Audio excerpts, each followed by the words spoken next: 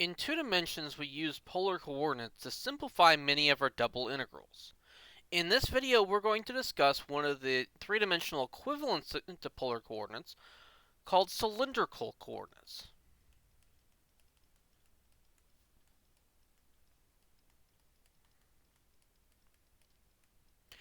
In the next set of videos, we'll cover another type called spherical coordinates, which are a little bit more complicated than cylindrical coordinates, but definitely still useful. Cylindrical coordinates are actually something we kind of already have worked with a little bit, because what we're essentially doing here is working with coordinates r, theta, z, where we've essentially replaced the x and y in our normal rectangular coordinates with the polar coordinates r and theta. So if we were to draw a picture of this, let's say we have our normal axes, x, y, and z. We have a point sitting out here somewhere that has its x, y, and z coordinates, but we will also give it cylindrical coordinates, where the z coordinate here is exactly the same. It's just the distance along the z-axis is normal. So let's say I want to make this actually look kind of correct here.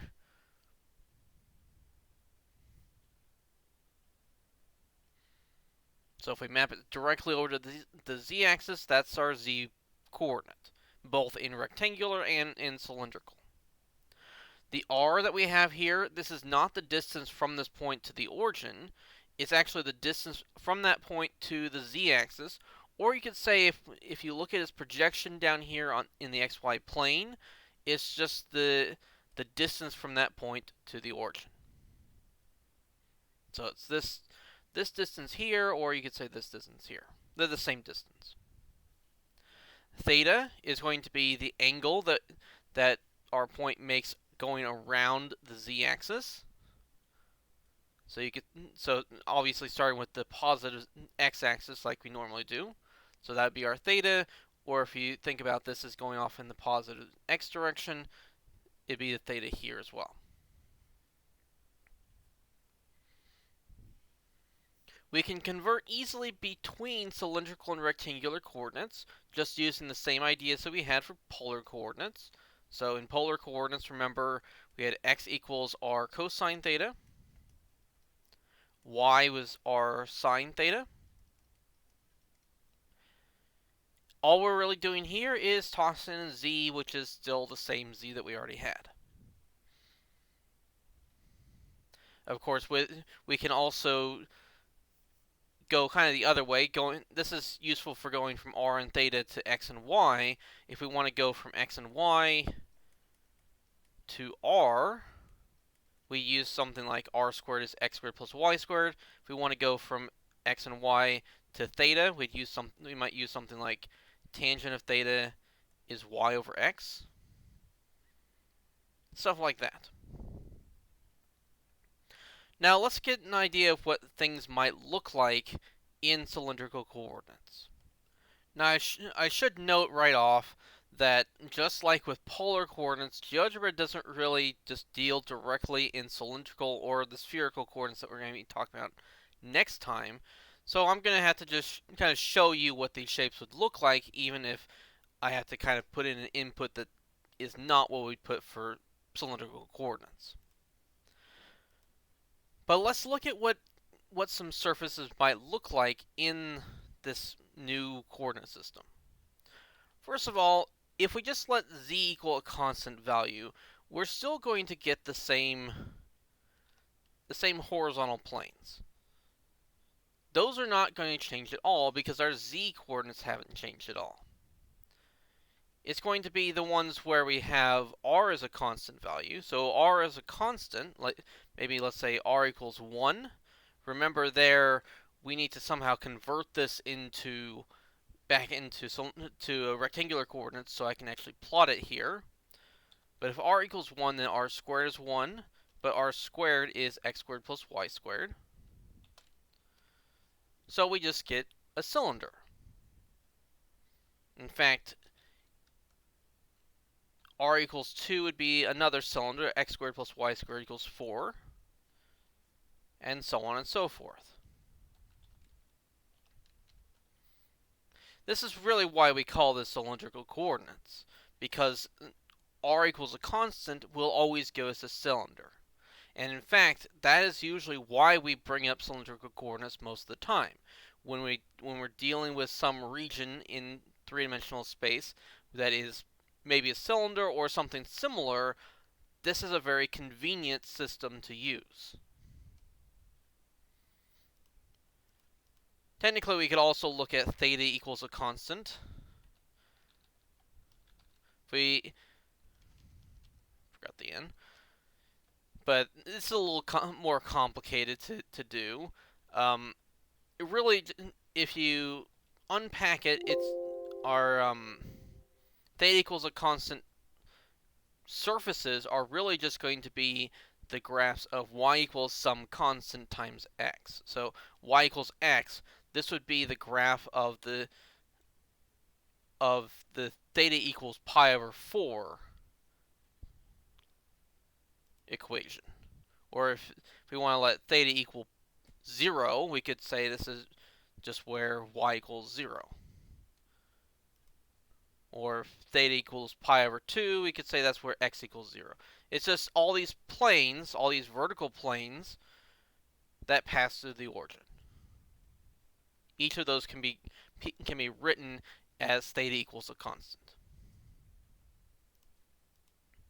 Now let's look at one that's not the same as just theta, that as one of our variables equals a constant. Let's look at z equals r. Of course, again, we're going to have to convert this into rectangular just to graph it. And I'll use the same trick that we did for our r equals a constant. I'm going to square both sides. That way I can turn r squared into x squared plus y squared. And we get a cone. Cones are another surface that are really easy to work with in cylindrical coordinates, maybe more so than it would be for normal rectangular coordinates. We'll also see that these kind of cones can be treated pretty easily using spherical coordinates in the next section.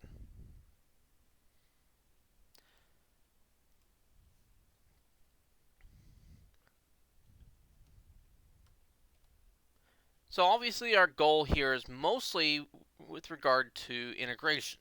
So what we're essentially doing is we're trying to turn a region in three-dimensional space and put it in terms of cylindrical coordinates.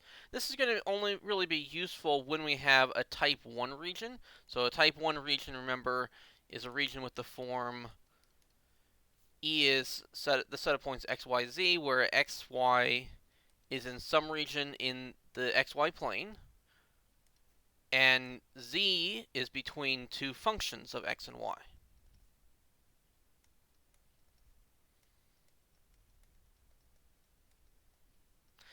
And this is going to be useful when d itself, this d that we have here, is easy to work with in polar coordinates. So usually that's going to be something like r theta, where theta is between two values, and then the r is actually between two functions of theta. We never really integrated over anything that wasn't of that form in polar coordinates.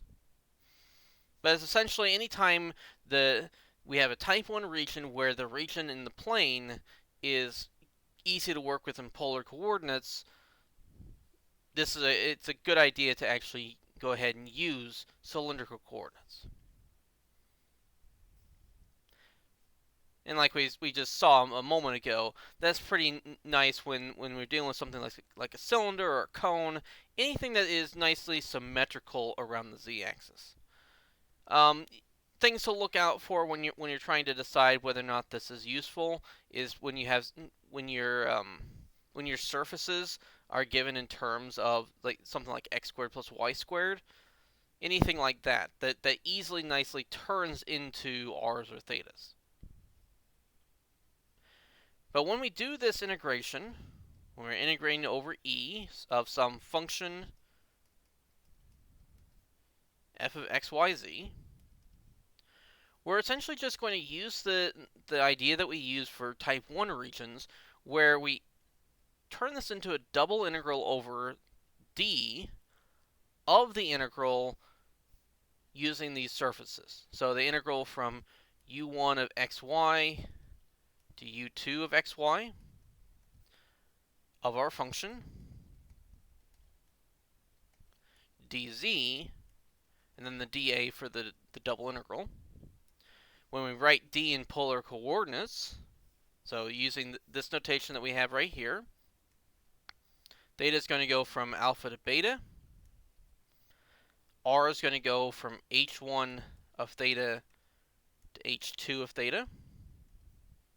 We're still going to have our limits for z.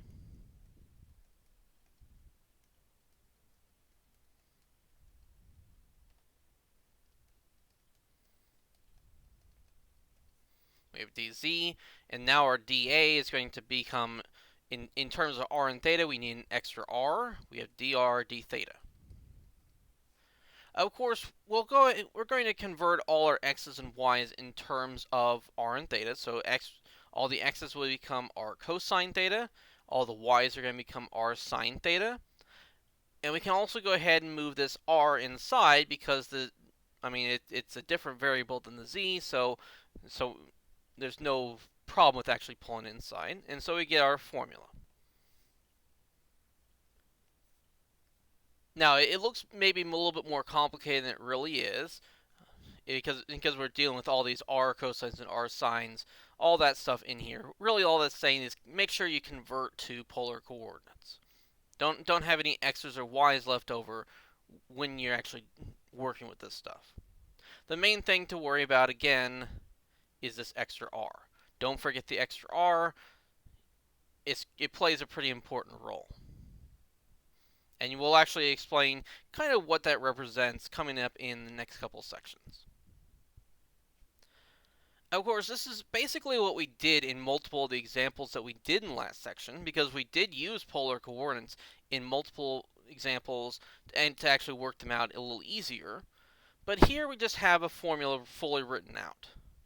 And that was kind of the point here, to show that we can work in a different coordinate system, and that will kind of lead naturally into working with specifically spherical coordinates in the next section. But let's just work out a few examples that actually make use of this idea. So first we're going to work problem 17.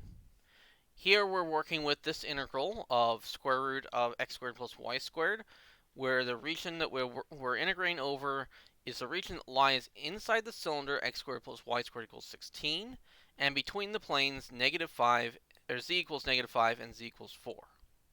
And of course, the very fact that we're even using a cylinder here as our region should be kind of a hint that, yeah, we should probably use cylindrical coordinates here. I'm going to go ahead and plot this just so we can get an idea what it looks like. So we have x squared plus y squared equals 4. Then we go from z equals -5 to z equals 4. So those two surfaces just cut off a piece of the cylinder that we're going to be working with. Maybe actually move this down a little bit.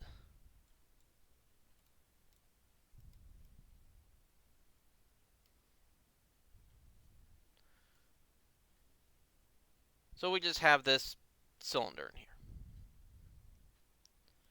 Of course, in that cylinder, or basically our E here, all we're really doing is we have Z is going from -5 to 4. R is going from 0 at not the origin, but at the z-axis, out to the 16 here represents the radius of 4. And of course, since we're going all the way around the z-axis, theta is just going to go from 0 to 2 pi. And so our integral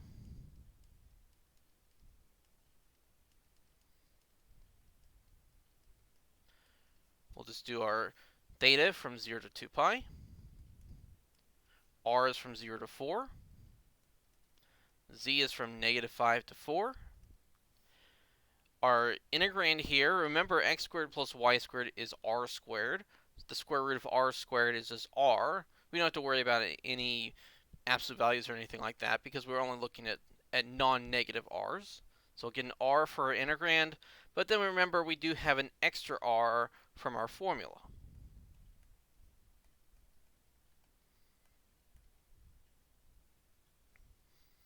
So we're just integrating essentially r squared with these constant limits. This is a very nice one. Now I'm going to go ahead and kind of simplify things a lot because there's no thetas in here at all. So the integral from 0 to 2 pi just ends up multiplying the result by 2 pi. There's actually no z's either. So when we integrate from negative 5 to 4, we end up getting to multiply by 4 minus the negative 5.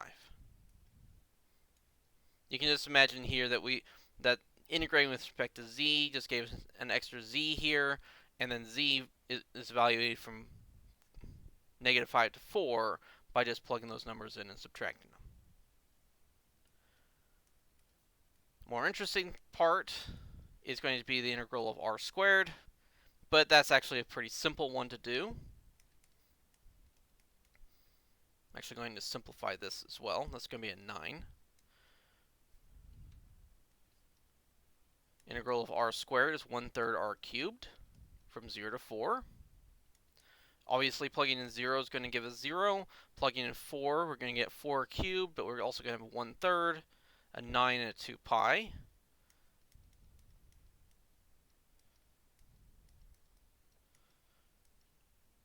Four cubed would be 64. So nice big numbers there. 9 times 1/3 is 3. So what's 2 times 3 times 64? Maybe not one that you'd want to do in your head, but it turns out to be 384 times pi. And that's our answer.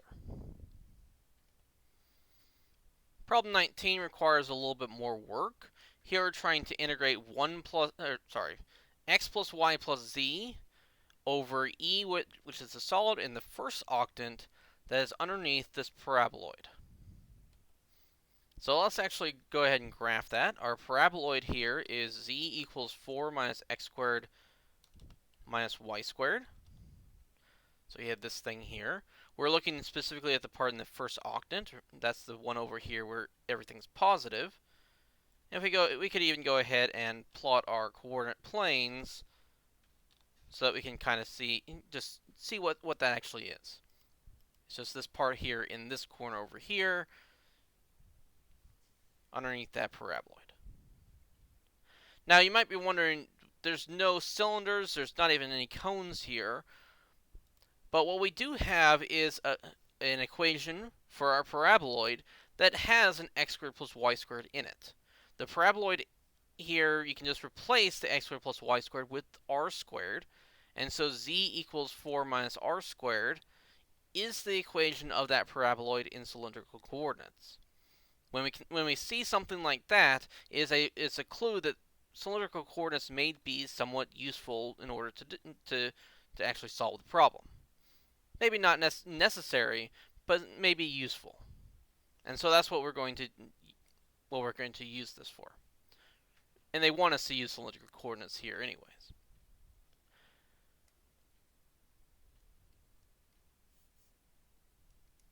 So we want to integrate this thing. We do need to figure out what our limits are. So we are in the first octant. So we're going from an angle of theta equals 0 to theta equals pi over 2. The r is going from the z-axis at 0 out to our limits on our radius. That's obviously going out to where this circle that you can kind of see here. You'd actually have to figure out where the paraboloid is actually hitting the xy plane. And that is basically be set z equal to 0 here, solve for r.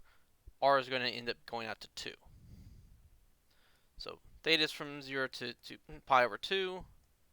R is from 0 to 2. Z, on the other hand, is starting at z equals 0 because we are going down to the xy plane and are going up to the top surface of the paraboloid. So our z value is going to go from 0 to 4 minus r squared. Our actual integrand, we're going to have to replace x and y with their expressions in terms of r and theta. We don't get anything nice where we have an x squared plus y squared that simplifies immediately to r squared. We just literally have to put in for x r cosine theta, and for y r sine theta. The z we leave alone, because z is just z in cylindrical coordinates. Of course, we do need to multiply by r. That's the extra r from our formula. Then we have dz, dr, d theta. And now it's just a matter of doing the integration. We've already completely set everything up. We need to do the integration.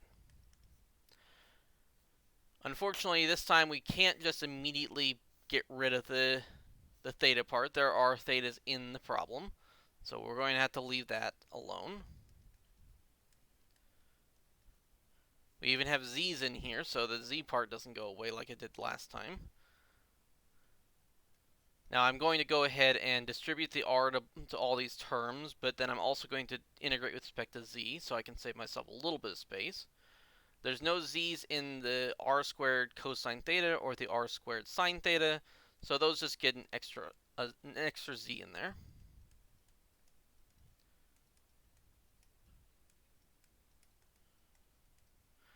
But then we have an r times z. Integrating that z, we get a 1/2 rz squared. Z is going from 0 to 4 minus r squared,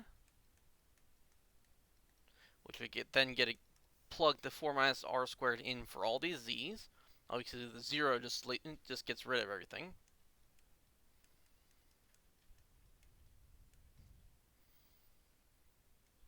R squared times 4 minus r squared times cosine theta.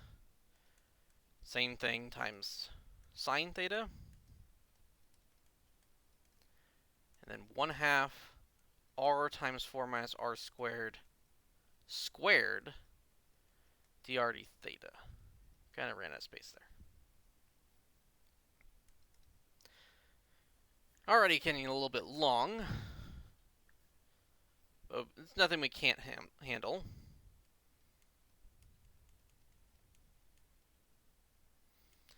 I'm going to go ahead and kind of expand things out here. So we have an r squared distributed to the 4 and the r squared, so we have a 4r squared minus r to the 4th. I'm even just going to go ahead and multiply that by cosine plus sine, just so I don't have to write it out again. Then we have this part, we need to square out the 4 minus r squared. That's going to be a 16 minus 8r plus r squared. Or, sorry, the r in here is actually already a squared. So 16 minus 8r squared plus r to the 4th. But then I'm also going to have to distribute the 1/2 and the r to that. And so I get a plus 8r minus 4r cubed plus 1/2 r to the 5th.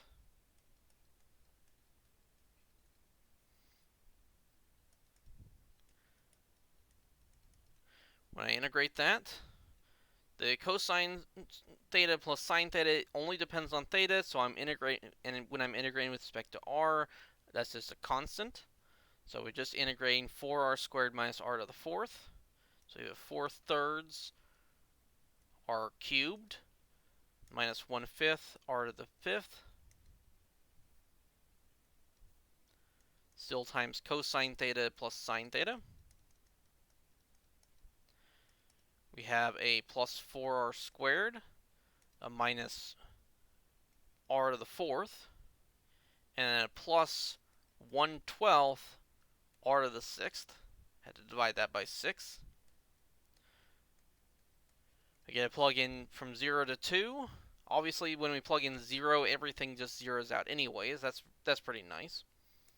But when we plug in 2, we're going to get things that we have to simplify. So here we're going to end up with a 4/3 times 8 minus 1/5 times 32. That actually simplifies nicely to a 64 over 15.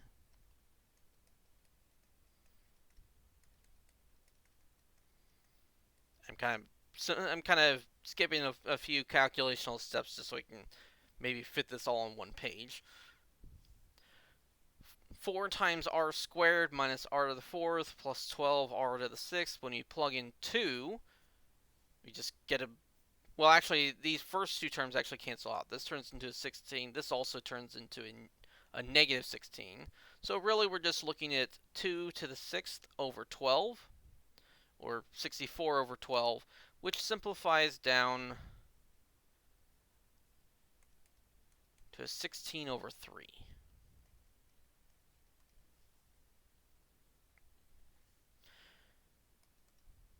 When we integrate with respect to theta now, because that's the only variable that's even left, we solve the 64 over 15 times the integral of cosine plus sine. Integral of cosine is, well, no, it's not negative. It's a positive sign. Integral of sine is a negative cosine.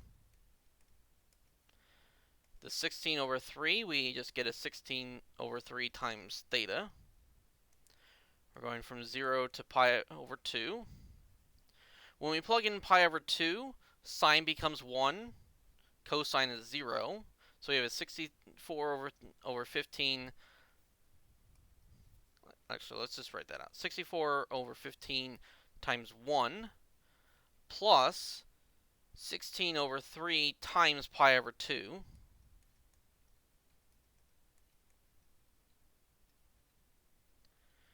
When we plug in 0, the 16 over 3 times theta is 0, sine is 0, but now cosine is 1. And we're subtracting the negative 1 that we get. So we actually end up adding a 64 over 15, which is 128 over 15 plus, let's do 8 pi over 3. And that's our answer. So kind of a lot of work doing the integration, but it was all fairly straightforward. There wasn't really anything actually complicated about it. It's just a lot of stuff. And we got our result. Let's go ahead and do one last example. This one will probably actually go a little faster than the last one, though in essence it actually has a few extra complications to it. But we're going to use cylindrical coordinates to find the volume of the solid that lies within both the cylinder with radius 1 and the sphere with radius 2. Let's go ahead and even just plot those.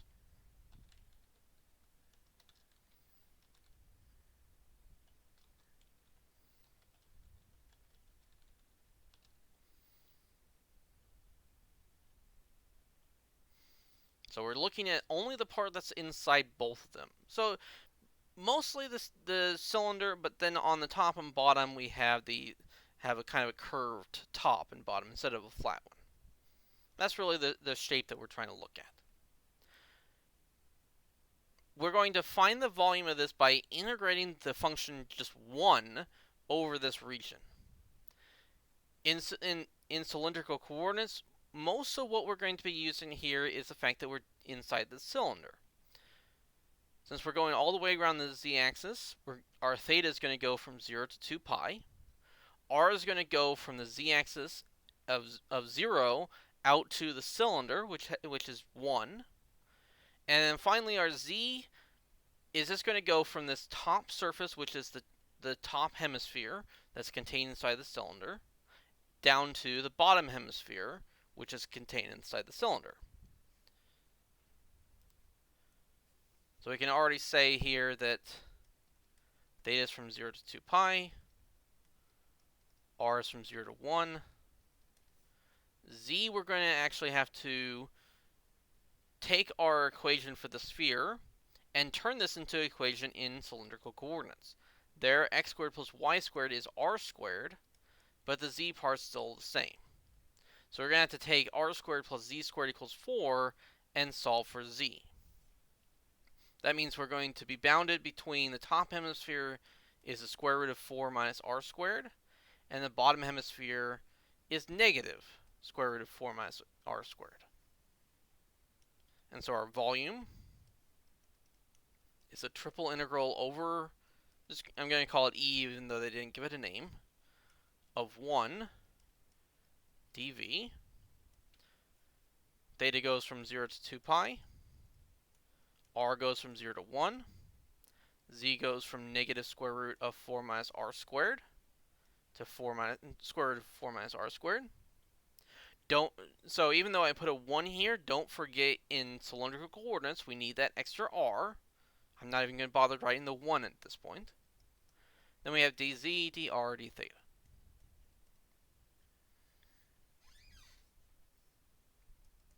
Of course, there's no z's in here, so we end up just getting to subtract these two limits. And in fact, since there's no thetas inside here at all, we can turn the 0 to 2 pi into just a 2 pi on the outside. So we have r times the difference between square root of 4 minus r squared and a negative, so plus that.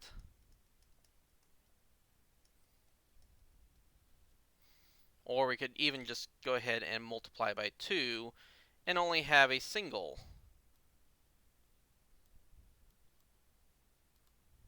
square root there, because those were the same square root. Of course, here to integrate this, we're going to make a substitution. I'm going to let u be the stuff under the square root. So u equals 4 minus r squared. That means du is a negative 2r dr. We actually already have the 2r. We don't have the negative, so we're going to introduce that. So we have negative 2 pi times the integral of square root of u du. And our limits, 0 and 1, when we plug them into our formula for u, we get 4 to 3. The integral of the square root of u, we raise our power of 1/2 to 3/2 and divide by the new power.